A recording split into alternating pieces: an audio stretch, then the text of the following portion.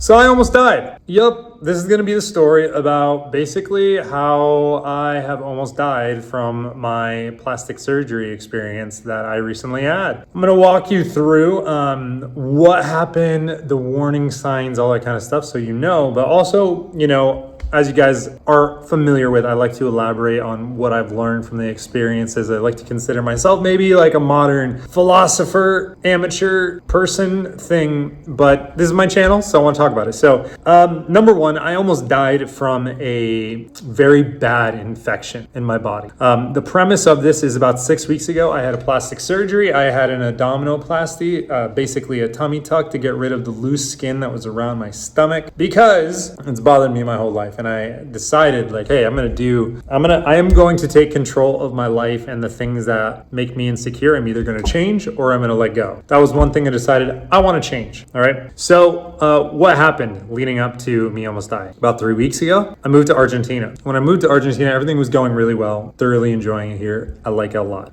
Started walking around, blah, blah, blah, blah, blah. About 4.5 weeks in or so, started doing a couple workouts. Just very, very light stuff. About 2 weeks ago, I got the flu. Now, what I'm about to tell you, I have no idea what the cause was, what the order was or anything. So I'm just going to tell it in sequential order. But I got the flu. Like I started feeling unwell, sick, fatigued, but also had a cough, had phlegm, all that kind of stuff. And then that kind of went away. But on Monday, so this is about 4 or 5 days later, I had a small, let's call it purulent discharge from my incision, which purulent means kind of like pus. Imagine like, if you kind of pop a pimple or something like, not the white stuff, but that kind of like grayish, yellowish kind of stuff. I was like, that's interesting. So I contacted my doctor and we decided to go on antibiotics. So I start 7 days of antibiotics. And that goes by. Now, during that period, I started producing liquid inside of my body, inside of my abdominal cavity. And so moving forward a couple days, that was on Monday that we discovered that. I started antibiotics. And on Thursday, I went to a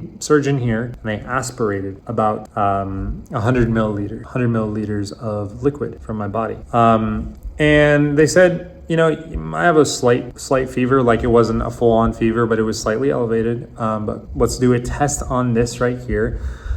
We'll send in the sample and we'll get some results next week and then we'll see you again on Tuesday. So I go on Tuesday, the results came back negative, but they're like, well, it's probably because you're on antibiotics, so it's not gonna pick up anything. And what winds up happening is that when I go there, I have 100 milliliters more liquid inside of my abdomen cavity. And they're like, this isn't normal. And the senior plastic surgeon saw it and I saw his body language, saw the way he was looking at it. And it was something that sent shivers down my spine. It was not good. It was not good. And after I pulled him aside, I'm like, hey man, like what's honestly going on? Like, what do you see? And he's like, honestly, it looks like there's an infection and like we're gonna have to, you might have to get another procedure to clean this out. So they give me another sample to bring to the lab to see if we can get some feedback about what type of bacteria it is or what's causing it. And as I'm leaving, I get a voice call from my doctor in Colombia, and he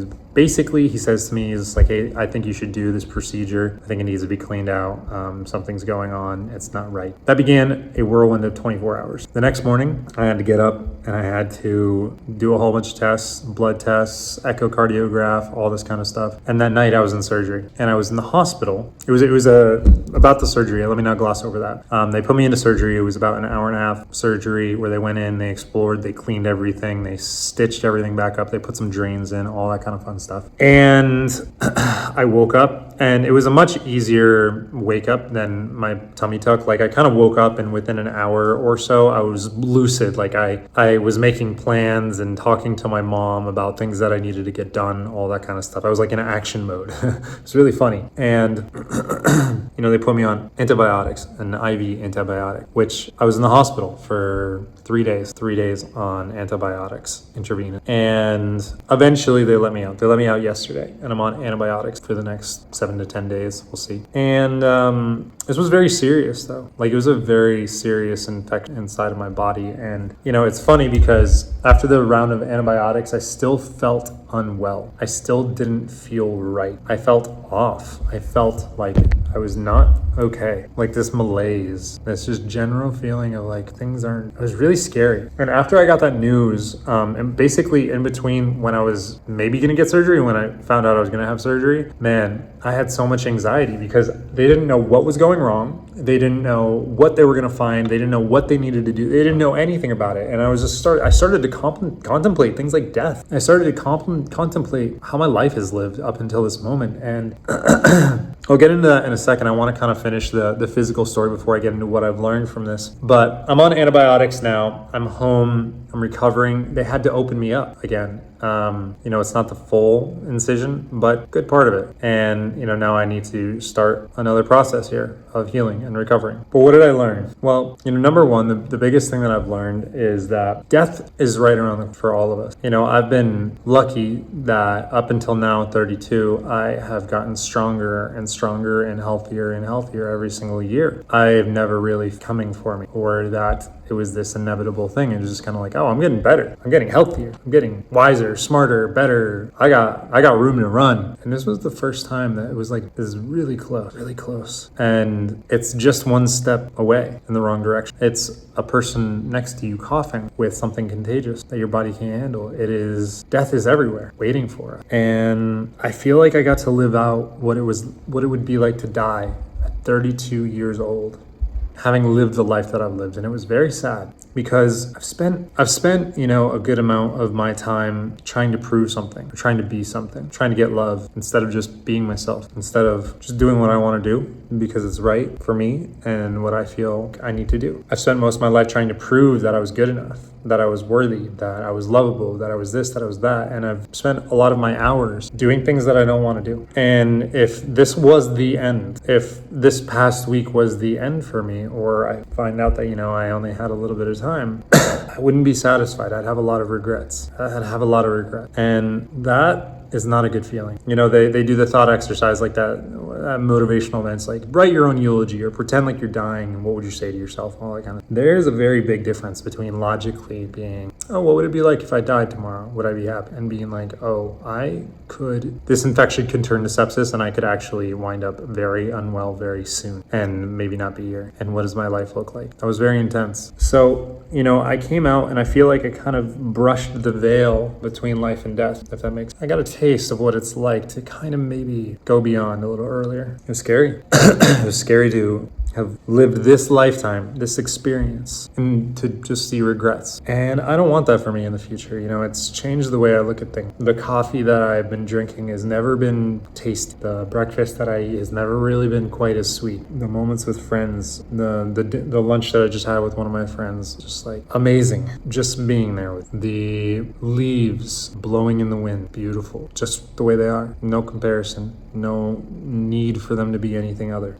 And I want to retain that. I want to retain that gratitude for just being alive, for getting the chance to do it one more time, whether that's in work or in workouts or in anything, but just I'm fucking here to play, and that's good enough. That's I've already won. The other thing that I've been thinking a lot about through this experience is that I feel so much more empathy. I feel so much more empathy for a lot of people. But, I was in the hospital and I was thinking about all the people who don't know if they're going to live or die or how long they're going to be there or what their diagnosis is or how serious it is or any of these things. And it was breaking my heart to think that, you might be in an active city like I'm in Buenos Aires. People are going around on the street. People are, having their coffee. People are meeting friends. People are going to work. People are working. People are on the phone. People are texting, all this kind of stuff. And there's people in hospitals. There's people that are unwell, that don't know if they're going to see tomorrow. They don't know what's wrong they don't know if they're getting out of the hospital or when they're getting out of the hospital. And a lot of them don't have friends. They don't have